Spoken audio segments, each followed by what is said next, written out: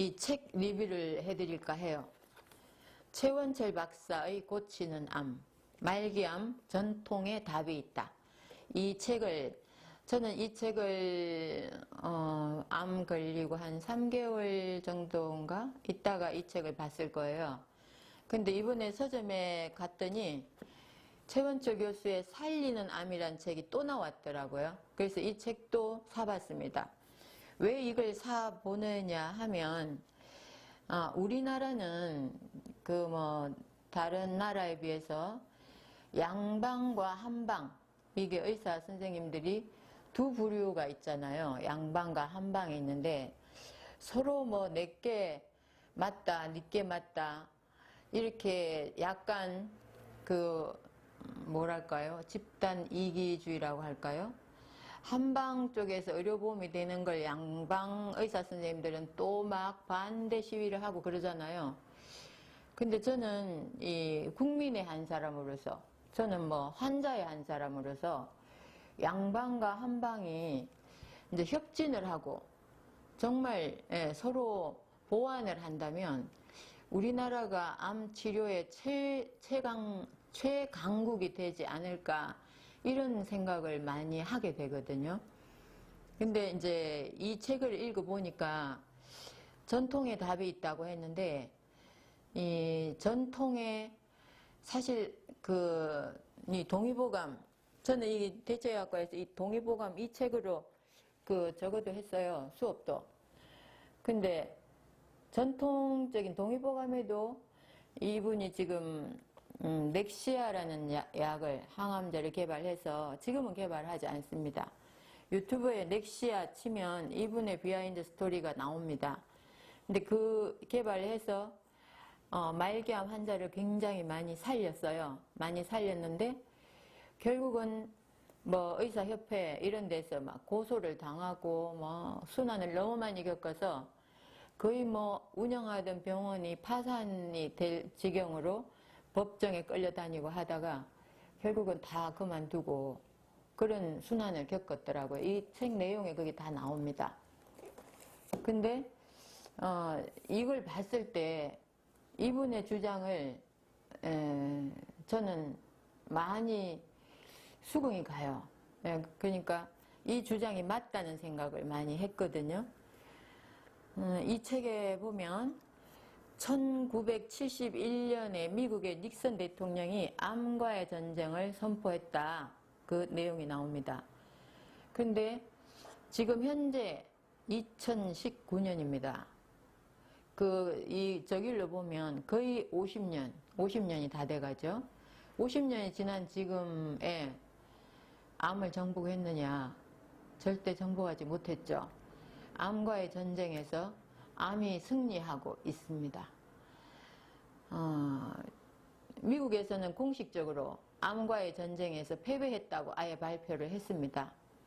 근데 어제 생로병사의 비밀, 암에 대해서 어떤 치료를 하고 있는가, 이거에 대해서 생로병사의 비밀을 봤습니다.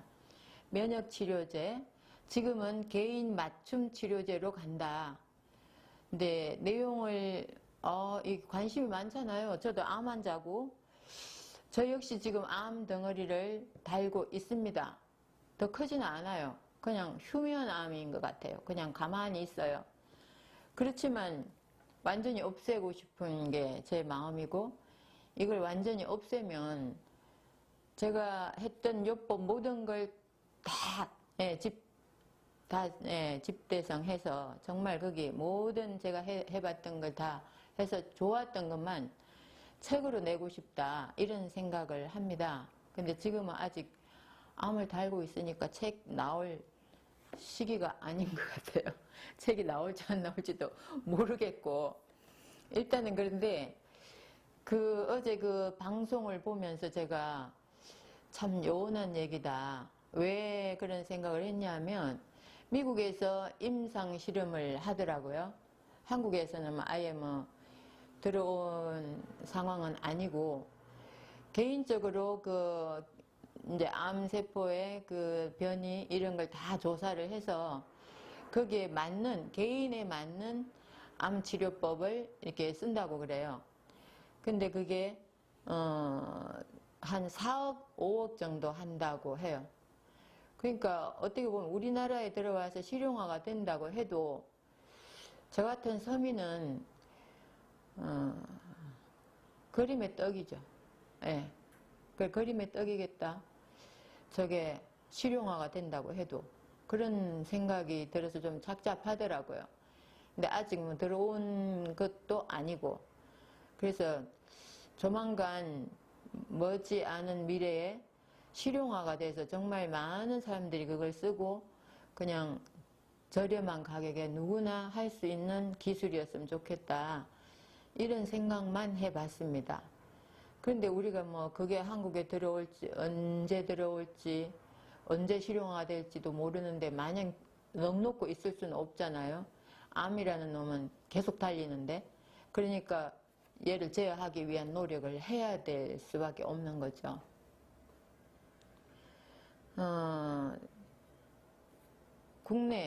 이게 우리 국내에서는 맨날 암이 뭐 그 TV처럼 정복이 됐다, 성공적인 추진 경과가 있다, 뭐 이런 발표를 막 하는데 왜 그러면 제대로 이 성공이 안 되고 지금도 사기암 환자한테 의사 선생님한테 단도직입적으로 물어보세요. 이게 연명 치료입니까? 치유가 가능합니까? 이렇게 물어보면 사기암은 무조건 연명 치료입니다. 죽는 날까지 항암하셔야 됩니다. 더 이상 답이 없습니다. 그러면 그게 완치 병원에 가서 내가 내 병을 치료하기 위해서 병원에 가서 그렇게 치료를 할 필요가 그만한 가치가 있는가. 죽는 날까지 항암을 하라는데 저는 그런 생각을 했거든요. 근데 왜 그러냐면 암의 이중성 때문이라고 그래요. 이 책에는 그렇게 나옵니다. 암의 이중성 때문이다. 왜? 초기암은 암 치료 성공률이 높다고 했습니다. 초기암은. 그런데 진행암, 진행되고 있는 암, 이 책에서는 3기 B 정도부터는 안 된다. 공격적으로 하면 안 된다. 이렇게 나오는데 그때는 암 치료 성공률이 굉장히 낮습니다. 1%도 안 된다고 나오거든요. 그러니까 우리가 처음 발견 때부터 3기 B, 4기 이 정도 원격 전이가 된 암은 이미 병원에서도 어떻게 할 도리가 없다고 생각을 하는 것 같아요. 저도 4기 암이라고 진단을 받았을 때 의사 선생님들 통합진료실에 가보니까 의사 선생님들이 저를 너무나 불쌍한 눈으로 쳐다보는 거예요. 아주 그냥 말을 너무 아끼고 말을 안 하려고 하고 물어도 대답도 잘 안 하려고 하고 그냥 이 정도 상태니까 그냥 뭐 항암 잘 받으세요. 그러고는 말을 안 해요. 그리고 굉장히 불쌍하다는 듯이 쳐다보는 그 시선이 굉장히 인상적으로 저한테는 꽂혔거든요. 그러니까 그렇다는 건 사실상 의사 선생님들도 사기암에 대해서는 우리가 자신이 없습니다. 그 얘기죠. 고칠 자신이 없습니다. 그 얘기죠. 그래서 이 책에서는 공포를 이겨야 진행암을 이긴다고 합니다. 공포를 이겨야. 이 많은 그러니까 일본의 의사 선생님들은 공포심 때문에 암을 발견된 지 한 달 이내에 가장 빨리 자란다. 암이 그동안에 몰랐을 땐 천천히 자라고 있다가 암이 딱 발견된 그날부터 한 달까지는 지금까지 자라던 거에 수십 배나 빠르게 자란다는 거예요. 그게 스트레스, 내 마음의 공포가 이걸 암을 훨씬 빨리 자라게 하더라. 이런 게 나오거든요. 그래서 여기서도 3기 A까지 수술 가능함, 3기 B부터 수술 불가능하다. 4기 이후 진행암은 이게 수술 불가하고 항암제 화학요법도 불가하다. 그렇게 하면 안 된다. 이렇게 나옵니다. 그러니까 우리는 내가 암이 지금 현재 어느 상태인지 그걸 정확하게 알 필요가 있어요. 병원에서 지금 내 암이 원격 전이가 되어 있습니다. 4기입니다 하면 그러면 내가 어떤 식으로 이 암을 더 자라지 않게 나하고 같이 갈 것인가, 공격적으로 암을 죽일 것인가, 이거에 대해서 컨셉을 잡아야 됩니다. 말하자면 치료 로드맵을 잡아야 되는 거죠. 그런데 내 암이 어느 상태인지도 모르고 병원에서 하라는 대로 그냥 마냥 내 몸을 맡겨버리면 좀 진행된 암들은 죽기가 쉽습니다. 굉장히 죽기가 쉽다고 나오거든요. 진행암을 미국 암의사협회 국립암연구소에서는 진행암은 잘 치료되지 않는다. 이제 이건 뭐 암의사협회에서도 하는 얘기예요. 즉 고치기 힘들다. 치료할 엄두를 못 내는 암이다. 이렇게까지 얘기를 합니다. 그렇게 돈이 많은 스티브 잡스도 지금까지 시도해보지 않은 새로운 치료법, 양성자 치료를 했는데 죽었습니다. 그렇다는 건 이미 그분은 간에 가 있었고, 처음에는 뭐 폐에만 있었다, 나중에 췌장에만 있었다, 간에, 그건 일본 의사들 얘기에 의하면 뭐 자연치유 하다가 퍼졌다고 하는데 절대 그렇지 않다. 아마 발견을 못했을 뿐이지 간에도 있었을 거예요. 우리가 파종형 암이라고 그래서 점이 딱딱 찍힌 것처럼 이렇게 있는 암은, 이 암은 CT에 나타나질 않아요. 그런데 어느 날 갑자기 확 나타나는 거예요. 이거는 그렇게 자잘하게 퍼져 있을 때는 안 나타나다 얘네들이 좀 커지니까 전체가 나타나는 거죠. 그래서 어느 날 갑자기 무슨 암이 온몸에 퍼졌다. 그거는 그런 파종형 암이었던 사례가 많다고 합니다. 그래서 현대의학과 한의학의 이렇게 비교를 해보면 암을 보는 관점부터 다르다. 그렇게 나오고요. 1999년 1월에 암은 정복될 것인가, KBS 밀레니엄 특집으로 이 최은철 박사의 그 암을 고치는 과정을 1년 동안 아주 다큐멘터리 취재를 해서 일부가 방영이 됐습니다. 다큐멘터리 방영을 했는데 넥시아에 대한 거, 그러니까 옷 나무에서 우르시올이라는 그 성분에서 추출한 넥시아라는 암 그 치료제가 있어요. 이분이 개발을 했습니다. 근데 그건 동의보감에 있는 내용이라고 했어요. 그리고 이분이 암을 진단하는 것도 뭐 CT 이런 거 막 찍어서 진단하는 게, CT는 사실상 진단으로는 그렇게 편한 게 없죠. 진단만 본다면 더 정확하고 굉장히 정확하고 편리한 건데, 그 정확하고 편리한 이면에 암 환자에게 들어가는 방사능 피폭, 이 부분은 또 암 환자들은 생각하지 않을 수가 없어요. 근데 이분은 그 파동진단법이라는 걸 개발을 해서 암을 80% 이상 정확한 진단을 했다. 이렇게 나오고요. 말기암 호전 사례도 방영을 했습니다. 그런데 이 방영이 나가고 나니까 병원에 문의 전화가 막 난리가 나서 그냥 병원이 일이 안 될 정도로 전화 받는 사람을 갑자기 늘리고 전화 회선을 늘리고, 막 어떤 사람은 전화가 안 되니까 뭐 9천까지 전화를 했더래요. 그렇게 암 환자는 왜 그런 사태가 발생하느냐 하면, 암 환자는 급하거든요. 얼마나 절박하면 그렇게까지 하겠는가 생각을 해보세요. 9천까지 전화를 해서 거기 전화가 안 된다고 그런 민원까지 올 정도였다고 합니다. 그런데 그렇게 하는 과정에 의사협회에서 방영 중단을 요청했습니다. KBS에. 그래서 2, 3부는 방영도 하지도 못했다고 그래요. 일부만 방영을 하고. 그런 다음에 이분은 고소를 당합니다. 고소를 당하고 검찰 법원에 불려다니느라 일을 할 수가 없었다고 그래요. 그 4년간 불려다니면서 논란 끝에 무혐의 처리가 됐지만, 병원은 그 4년간 제대로 일을 못하니까 파산이 돼버렸어요. 어느 날은 3건의 고소건이 한꺼번에 들이닥쳐서 경찰로 가고 검찰도 가고 법원으로도 가고 그렇게 불려다녔다고 그래요. 그러니까 참 우리는 이런 그 과정을 이 책을 통해서 봤을 때 이건 암 환자를 위한 싸움인가? 의사협회에서 그걸 방향을 중단시키고 그 암 환자를 낫게 하는 그거에 대해서 그것도 넥시아라는 말 자체가 이 항암이 안 된, 항암으로 도저히 이게 개선이 안 되는 환자들을 넥스트, 그 다음에 한번 이걸 해보자 해서 넥스트 뭐 이렇게 해서 말을 만들어서 넥시아라는 이름을 지었다고 그래요. 그런데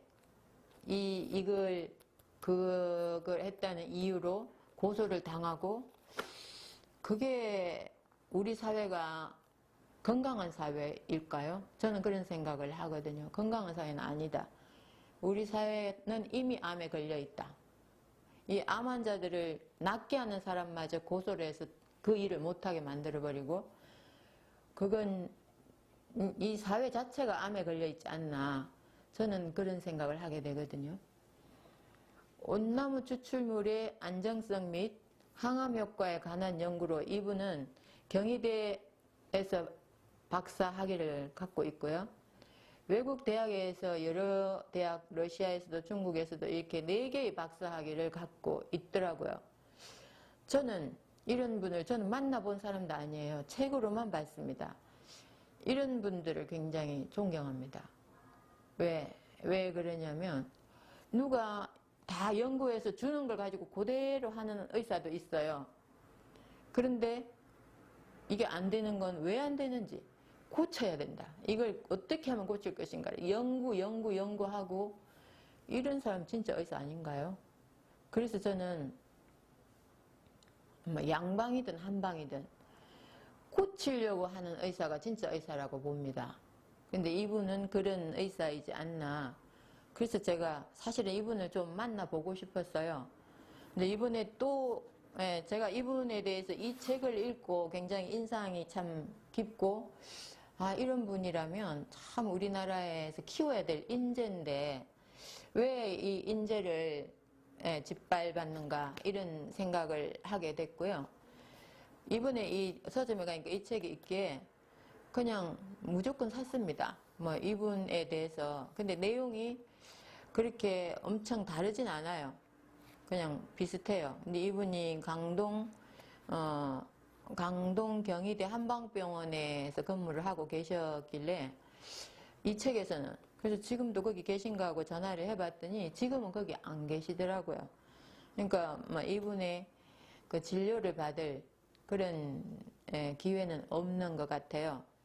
그렇지만 이런 연구 업적이나 이런 걸 좀 공개를 해서 많은 사람들한테 치료제로 활용이 된다면 정말 그것만큼 사람을 살리는 일이 없죠. 그것만큼 훌륭한 일은 없다고 저는 생각을 해요. 같은 의사라도 이렇게 하라고 누가 지시해서 그거 그대로 따라서만 하는 의사보다는 나름대로 계속 연구 또 환자에게 적용을 하고 살리고 그런 의사가 많아야 되죠. 우리 사회에. 그래야 건강한 사회가 된다고 저는 생각을 하거든요. 근데 이 책에서 보면 4가지 암 기질에 따른 최원철 교수의 치료법이 있습니다. 그 치료법도 우리가 암 환자로서 염두에 두고 봐야 되겠다. 그런 생각이 들어서 제가 지금 말씀을 드리는데요. 제 1번은 공보겸시라고 한자로 써놨는데, 이런 암을 어떤 암이냐면 암이 서서히 퇴축하는 서축암이라고 그래요. 서축암. 근데 이거는 공법과 보법. 공법이 뭐냐면 공격한다는 뜻이에요. 암을 공격한다는 뜻이고, 보법은 인체를 보호한다. 그러니까 보약 개념. 그 보법을 치료를 동시에, 그러니까 공격도 하고 사람이 면역이 떨어지지 않게 보호도 해주면서 동시에 해야 되는 게 공보겸시, 걷는 암이라고 그래요. 걷는 암. 천천히. 그러니까 걷는 암은 좀 아주 천천히도 아니고 나중에 기는 암도 있거든요. 그러니까 걷는 암은 그냥 평상적인 암인 것 같아요. 그래서 그렇게 해서 이 공법이 있다고 하면 암 공격이 가능하다. 그래서 이런 경우는 암을 공격해도 된다. 다만 환자의 몸도 보호를 해가면서 암을 공격해라. 이렇게 나옵니다. 근데 제가 이 책을 보면서 느끼는 게 병원에서 이제 제가 많은 암 환자들하고 상담을 하고 얘기를 해보면 저는 병원에서 뭐 항암을 안 해봤으니까 잘 몰라요. 그런데 항암을 하면서도 항암을 할 때 먹는 식품들이 있어요. 암 환우들한테는 좀 유명한 식품들이 있어요. 근데 그걸 먹으면서 하면 항암의 고통이 훨씬 줄더라. 그런 얘기들을 합니다. 그런데 의사 선생님은 절대 못 먹게 한다고 해요. 그래서 어떤 환자는 숨어서 먹었대요. 숨겨놓고 몰래 살짝살짝 먹었는데 진짜 그거 먹으니까 암의 그 항암의 고통이 덜하더라. 이런 얘기들을 하고 이런 걸 저는 이제 정보를 굉장히 많이 듣고 있는데, 그렇다면 그게 공법과 보법을 동시에 들어가는 거거든요. 그렇게 들어가면 환자의 면역을 많이 떨어뜨리지 않으면서도 그 암의 그 항암의 효과를 높이는 건데, 그걸 못하게 하는 것도 저는 참 이해가 안 됩니다. 그게 돼서 오히려 항암 효과도 있으면서 환자 몸이 덜 망가지면 그게 훨씬 효과적인 거 아닌가. 그래서 여기에서 말하는 게 바로 그 공법과 보법을 동시에 한다.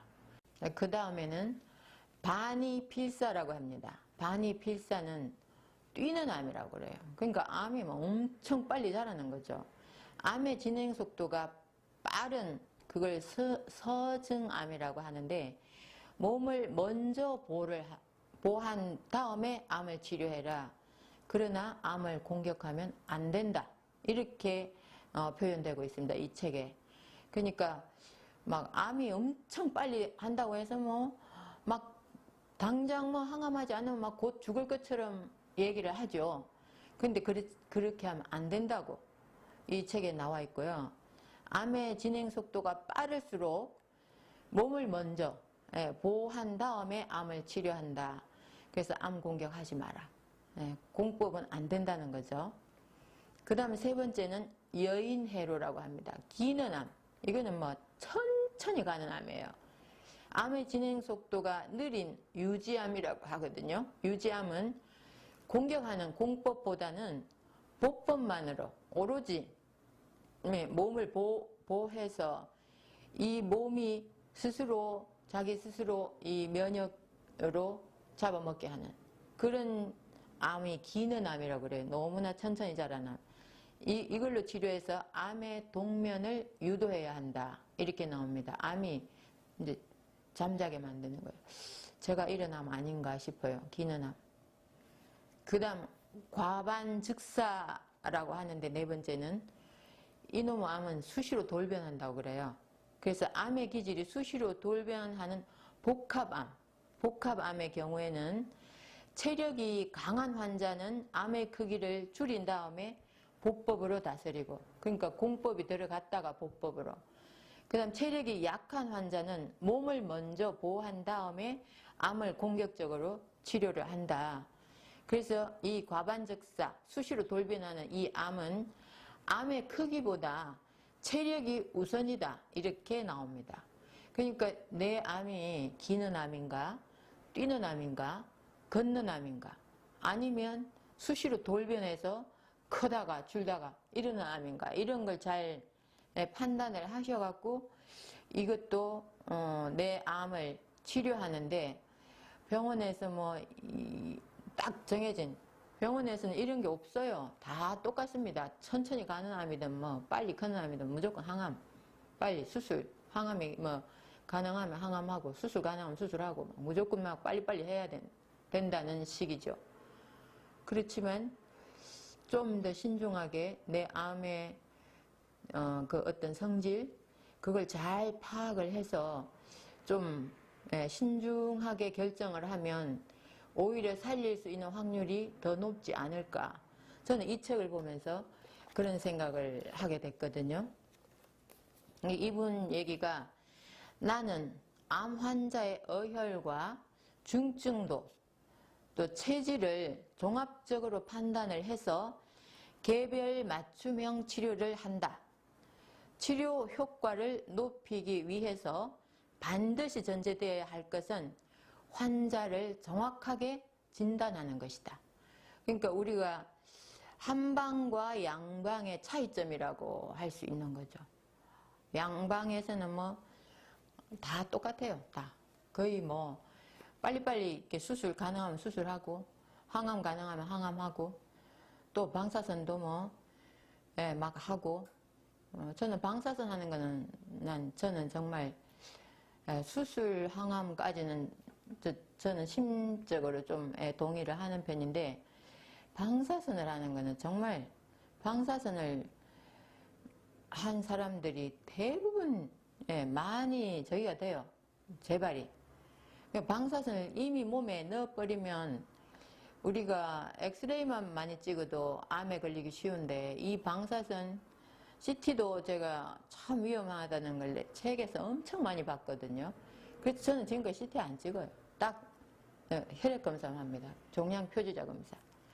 그래서 그렇게 하고 있는데 이렇게 그 환자를 정확하게 진단을 하고 암의 성질을 정확하게 보면 오히려 말기암 환자를 살릴 수 있는 확률이 훨씬 높지 않을까 이런 생각을 하게 됩니다.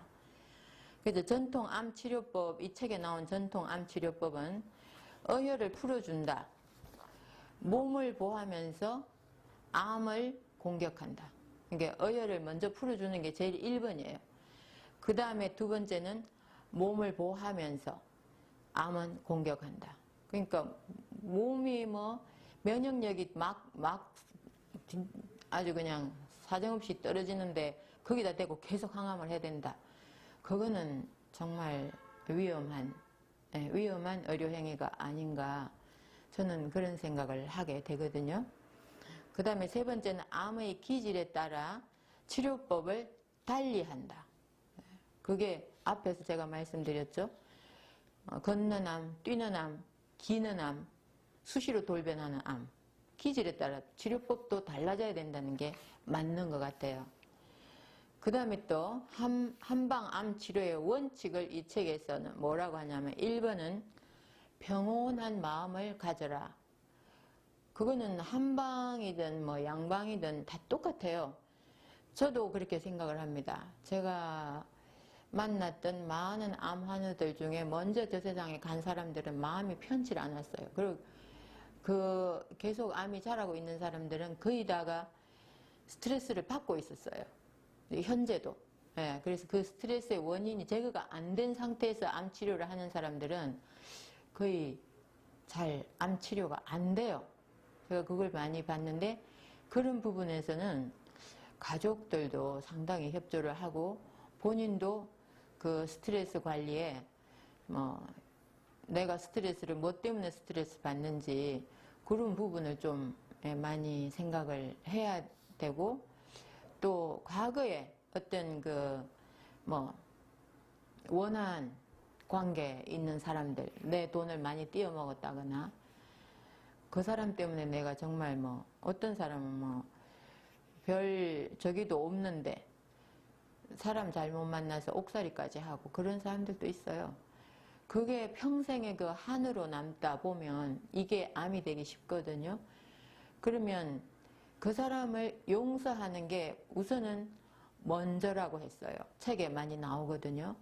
그러니까 우리가 용서가 쉽지가 않습니다. 정말 사람이잖아요. 그 나를 정말 궁지에 몰아넣고 나를 너무나 힘들게 한 사람을 용서한다는 건 정말 쉬운 일은 아니지만 내가 이미 병에 걸려서 이걸 해결을 하기 위해서 용서하는 마음 그런 것도 평온한 마음의 좀 한 가지가 아닐까 이런 생각이 드는데 그 평온한 마음을 가질 수 있도록 마인드 컨트롤을 하셔야 된다 이런 생각을 저도 하고 있고요. 그 다음 두 번째는 잘 먹고 잘 싸고 잘 자야 한다. 이거는 우리가 이거 삼쾌라고 그래요. 소화 흡수가 잘 돼야 됩니다. 그 다음에 배설이 잘 돼야 돼요. 이게 배설이 안 되고 장에 그대로 머물러서 그냥 뭐 변비가 걸려서 뭐 맨날 며칠 그냥 고생을 하고 하면 그 독소가 엄청 발생을 하거든요. 그리고 또 제대로 흡수가 안 돼. 내가 뭐 항암을 했다거나 또 수술을 했다거나 하면 항암은 항암제로 인해서 이 장세포가 거의 녹아버려요. 수술을 하면 또 항생제를 엄청 먹어야 돼요. 어쩔 수 없어요. 주사로도 많이 들어가고. 그런 건 내 장내 유익균을 다 죽여버리기 때문에 지금 내 장의 상황도 잘 생각을 하면서 기본, 그러니까 우리는 뭘 하든 기본기라는 게 있어야 돼요. 뭐 운동을 하든 공부를 하든 기본이 돼 있어야 됩니다. 그 기본이 배설이 제대로, 내가 제대로 소화 흡수가 된 다음에 배설이 돼야 됩니다. 그래서 그런 거 잘 먹고 잘 싸고 그 다음에 잘 자야 된다. 수면의 질도 굉장히 중요하거든요. 자고 나면 개운하고 찌뿌드하지 않아야 돼요. 자고 나면 뭔가 개운한 느낌, 새로운 날이 밝았을 때 내 몸이 가벼워졌다는 느낌, 이런 게 있어야 되는데 자고 나도 찌뿌드하고 잔 것 같지 않고 머리가 아프고 그렇다면 잘 자는 게 아니거든요. 그래서 그런 부분, 인간의 가장 기초적인 욕구인 그 삼쾌가 잘 돼야 된다, 이렇게 얘기를 하고요.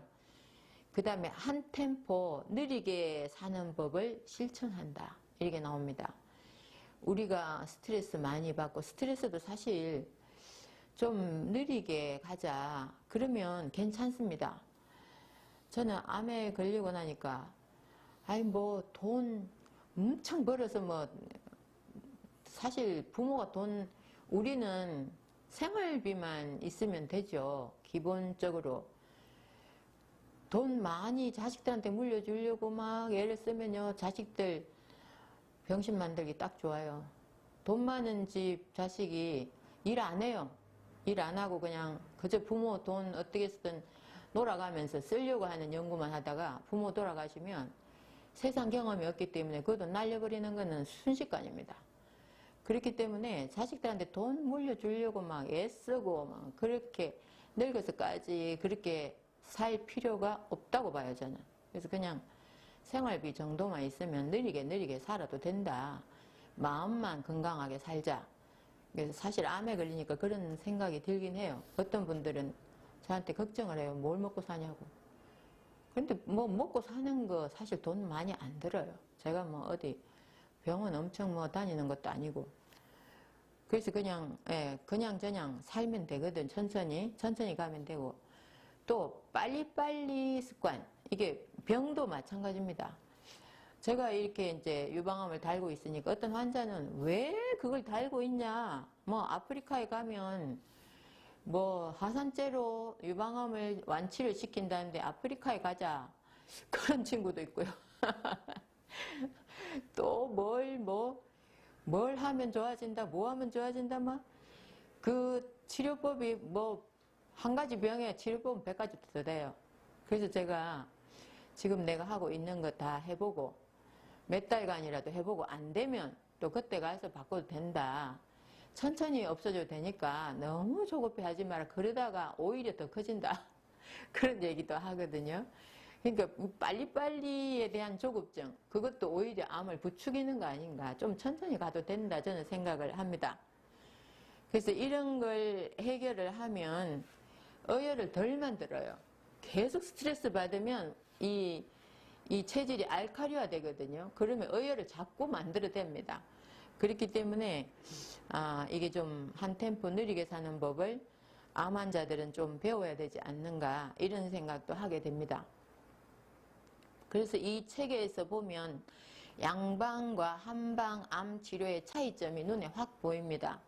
어떻게 보이냐면 양방, 그 병원 현대적인 의료, 이건 참 진단하기나 위급한 상황에서는 현대 의료가 굉장히